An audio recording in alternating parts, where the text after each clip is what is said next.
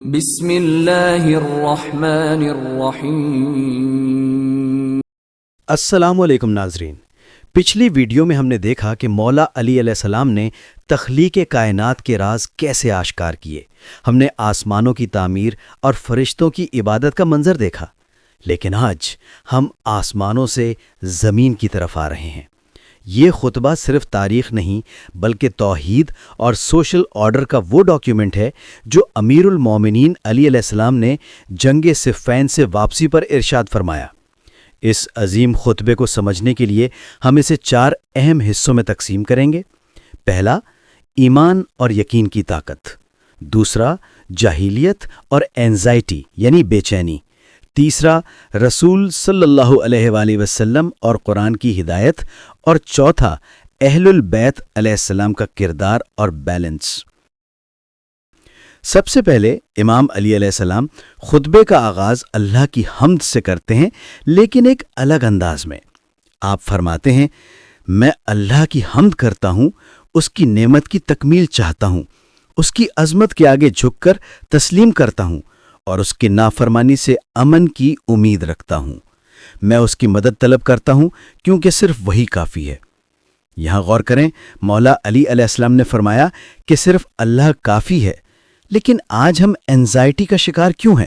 کیونکہ ہم نے اپنے دل کا سکون خالق کے بجائے مخلوق سے جوڑ لیا ہے۔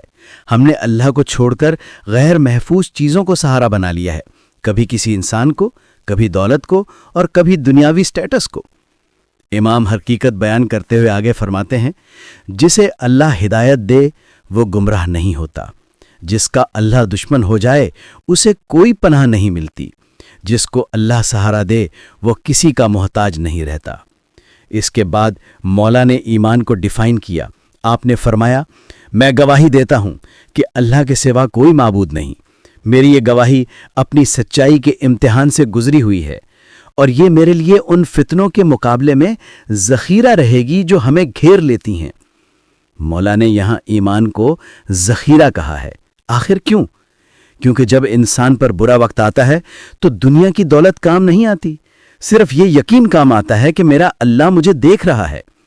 امام ہمیں سکھا رہے ہیں کہ ایمان کو صرف زبان کی حد تک نہ رکھو، بلکہ اسے دل میں محفوظ کر لو۔ اب ہم آتے ہیں دوسرے اہم پہلو پر، اسلام سے پہلے کا حال۔ امام علی علیہ السلام نے اس دور کی نفسیات کا نقشہ کھینچا جب لوگ ہدایت سے محروم تھے۔ آپ نے فرمایا، اس وقت لوگ گناہوں میں گرے ہوئے تھے، شیطان کی اطاعت ہو رہی تھی، ایمان یعنی چھوڑ دیا گیا تھا، دین کے ستون گر گئے تھے، نشان مٹ گئے تھے، راستے ٹوٹ گئے تھے، گلیاں ویران پڑ گئی تھیں۔ غور کریں، راستے ٹوٹ گئے تھے یعنی منزل تک پہنچنے کا کوئی ذریعہ باقی نہیں تھا۔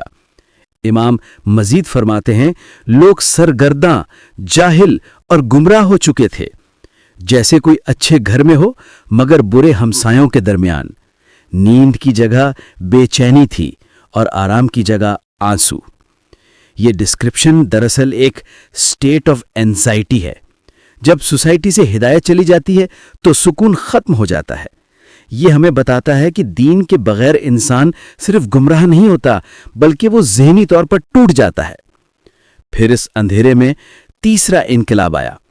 اللہ نے حضرت محمد مصطفیٰ صلی اللہ علیہ وآلہ وسلم کو بھیجا تاکہ وہ بھٹکی ہوئی انسانیت کی رہنمائی فرمائیں، اور آپ کے ذریعے قرآن نازل کیا، وہ کتاب مبین جو دلوں میں یقین کا نور بھر دیتی ہے۔ مولا علی فرماتے ہیں، میں گواہی دیتا ہوں کہ محمد صلی اللہ علیہ وآلہ وسلم اللہ کے رسول ہیں۔ اللہ نے آپ کو روشن دین اور روشن دلائل کے ساتھ بھیجا تاکہ شک دور ہو جائے اور عذاب سے ڈرایا جائے۔ جب دین کی رسی ٹوٹ چکی تھی اور ایمان کے ستون لرز رہے تھے، تب رسول نے آ کر انسانیت کو دوبارہ جوڑا۔ لیکن کیا نبی کے بعد یہ رستہ ختم ہو گیا؟ نہیں، یہاں آتا ہے چوتھا اور آخری پوائنٹ، اہل البیت علیہ السلام کا کردار۔ مولا علی علیہ السلام ان کی عظمت بیان کرتے ہوئے فرماتے ہیں، اہل بیت اللہ کے راز کے امین ہیں، اس کے علم کا مرکز ہیں، اس کی حکمت کا مرکز ہیں۔ آپ انہیں دین کا قرار کہتے ہیں۔ فرمایا، وہ اللہ کی کتابوں کی وادی اور اس کے دین کے پہاڑ ہیں۔ اللہ نے ان کے ذریعے دین کی پیٹھ کو سیدھا کیا اور اس کے لرزتے اعضاء کو مضبوط کیا۔ لیکن دوسری طرف کچھ لوگ تھے جو فساد بو رہے تھے، منافقین۔ مولا نے واضح کر دیا کہ ان کا مقابلہ اہل بیت سے نہیں ہو سکتا۔ اب غور کریں، امام علی نے یہاں بیلنس کا وہ سنہری اصول دیا جو آج ہم سب کی ضرورت ہے۔ آپ فرماتے ہیں جو آگے نکل گیا ہے اسے اہل البیت کی طرف لوٹنا ہوگا، اور جو پیچھے رہ گیا ہے اسے ان تک پہنچنا ہوگا۔ اس کا مطلب ہے کہ اہل بیت علیہ السلام سینٹر پوائنٹ ہیں۔ اگر آپ دین میں اپنی طرف سے چیزیں ایڈ کر کے آگے بھاگو گے تو وہ غلو ہے، ایکسٹریمزم۔ اگر آپ سستی کر کے پیچھے رہ جاؤ گے تو وہ تقصیر ہے، شارٹ کمنگ۔ حقیقت صرف سینٹر میں ہے، اور وہ سینٹر اہل البیت ہیں۔ اور آخر میں خلافت کے اس موڑ پر امام نے حقیقت پر مہر لگا دی۔ اہل البیت علیہ السلام حق کے ولایت کے مالک ہیں، انہی کے حق میں رسول کی وصیت اور وراثت ہے۔ آج حق اپنے حقدار کو مل چکا ہے اور وہ اپنے مرکز کو واپس لوٹ آیا ہے۔ اگر آپ چاہتے ہیں کہ ہم نہج البلاغہ کے تیسرے اور سب سے مشہور خطبہ شکشکیہ کو اسی گہرائی کے ساتھ سمجھیں تو مومن مائنڈز چینل کو سبسکرائب کریں اور کامنٹ میں لکھیں پارٹ 3۔ اللہ ہم سب کو دین کے پہاڑوں یعنی اہل البیت علیہ السلام سے جڑے رہنے کی توفیق عطا فرمائے۔ ویڈیو کو لائک اور شیئر ضرور کریں۔ جزاک اللہ خیر۔